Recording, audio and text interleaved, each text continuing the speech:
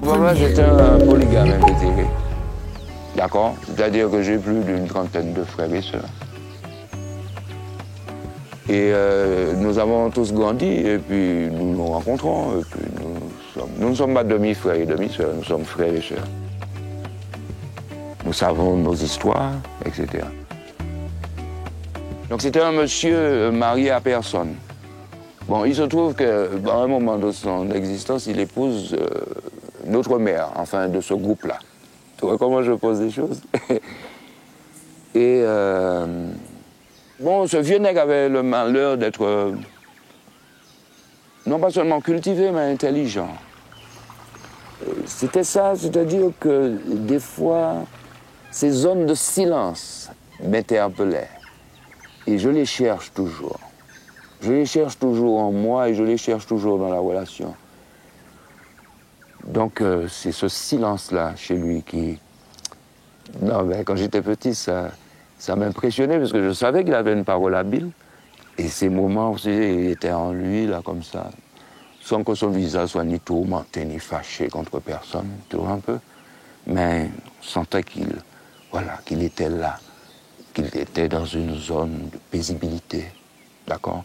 Mais qu'il était, comment te dire, au même moment très attentif, très ouvert à l'autre, et à l'écoute de nos conversations, tu sais. J'ai gardé cette écoute-là, tu sais. Je voyais se dresser son oreille, si tu veux, quand nous parlions là, alors qu'il est là à faire ses affaires. Et je l'observais beaucoup. Tu vois ce que je veux dire? Donc, on a été aussi longtemps aussi en conflit. En conflit, non pas comment se dire, pour l'homme qu'il était, mais pour la façon, le regard que la société portait sur lui.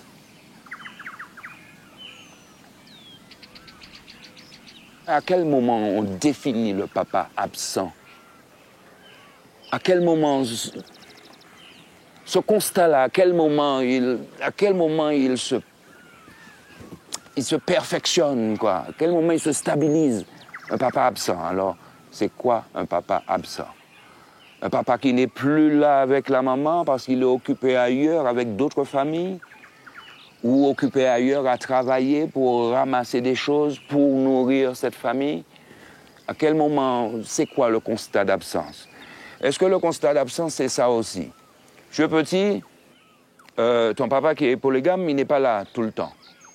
Mais quand il est là, en tout cas, le lieu qu'il occupe avec ta maman, c'est ce lit-là, dans cet espace-là. Et quand tu te réveilles le matin, c'est là que tu les retrouves. Père absent, mais à quel niveau de l'absence?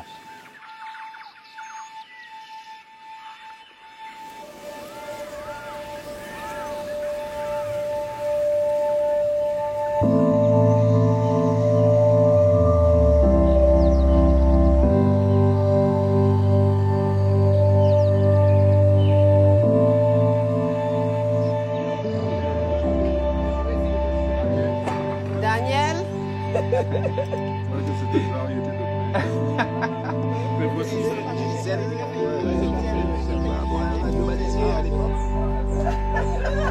C'est pas elle qui continue, alors elle peut Elle va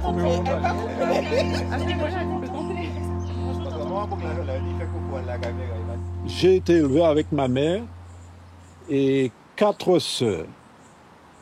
2 avant moi, 2 après moi. Avec également 3 autres sœurs et 2 autres frères du côté de mon père. Mais j'ai surtout vécu avec ma mère qui nous a élevés seuls. Je dis seuls parce que je n'ai jamais vu d'homme à la maison.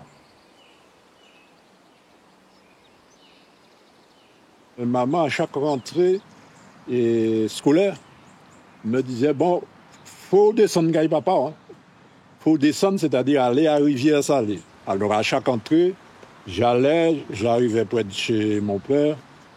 Comme il était chauffeur de taxi, monsieur n'est jamais là. Donc, je fais le pied de grue pendant 2 heures, 3 heures de temps. Je suis appuyé devant la maison où il habite. Son épouse me dit, mais entre, ne reste pas dehors. Mais je préfère rester dehors parce que dehors, je vois les voitures qui passent. Donc j'attendais 2 heures, 3 heures de temps. Le bonhomme n'est pas entré. Je dis à ma belle-mère, bon, tant pis, ben je pars. Je reprends la route à pied. Il n'y a pas de moyen de transport. Hein. Je remonte. Peiné, gêné pour ma mère. Parce que je vais arriver à la maison. Papa parti là. Hein. Papa n'était pas là. Donc elle est fâchée. Elle n'a rien. Elle pensait que j'allais ramener quelque chose qui aurait servi à acheter et peut-être une partie du matériel scolaire. Bon. Alors des fois, je redescendais le samedi d'après ou bien le dimanche d'après en espérant qu'il aurait laissé quelque chose dans une enveloppe. Des fois, il laissait. Des fois, je pense qu'il faisait semblant d'oublier. Donc, je redescendais une deuxième fois. Et quand ma maman me disait d'aller une troisième fois, ah non, on va pas aller encore. Hein. Il a dit, moi, qui ça? Moi, d'où aller? Et quand elle me dit, je t'ai dit d'y aller, donc, je redescendais des fois, 3 fois, pour avoir quoi comme argent, je ne sais même pas si ça pouvait payer vraiment le matériel scolaire. Bon, bref, mais je n'ai jamais eu de ressentiment vis-à-vis de mon père. Il menait sa vie. Il avait terminé avec ma mère, il menait sa vie. Bon, c'était comme ça. Hein. Jusqu'à aujourd'hui, que j'ai eu peur d'une seule personne dans ma vie, mon père. C'était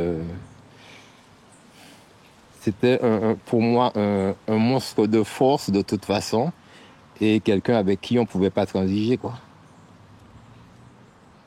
Face à lui, il fallait accepter sa volonté, se soumettre, point c'est tout, quoi. Et attendre que l'orage passe. Ben, pendant des années, je crois jusqu'à presque plus de 40 ans, 45 ans, je ne sais pas. J'avais la colère, j'avais la haine. Et un jour, ma mère m'a dit, oublie ton père, vis ta vie.